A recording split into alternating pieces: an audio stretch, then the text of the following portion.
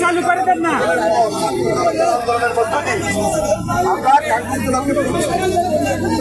এখন আমরা সুন্দরভাবে চলতেছি, তারপরও একটা সিদ্ধ আছে আল্লাহর ভিতরে।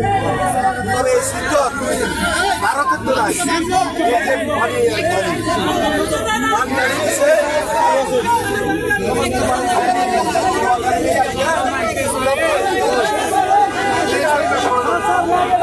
আগে যেহেতু ষড়যন্ত্র মোকাবেলা করতে পারছি, এখনো ষড়যন্ত্র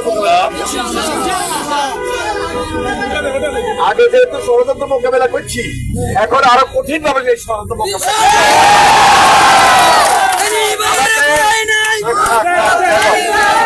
আমাকে পাঠাইছি যে আমার সালাম দিবেন। আর বানবাসী মানুষের মধ্যে সবচেয়ে বুড়ারা তো দেখতে বুড়ারও পাশে বুড়িগো পাশে কেউ থাকবে, যুবক তরুণরাই আমাদের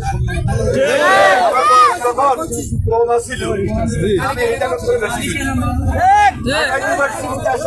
করছি না, এবারে এটা করছি তারা আমাদেরকে পথ দেখাবে, পথ দেখাইছো পথ দেখানোর লগে তো হাসিনা চলে গেছে, খাই গেছে বিচার হইব না। আর একটাই ফাঁসি ফাঁসি ফাঁসি চাই,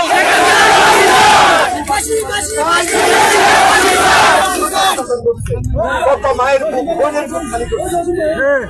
এখন আমরা আমাদের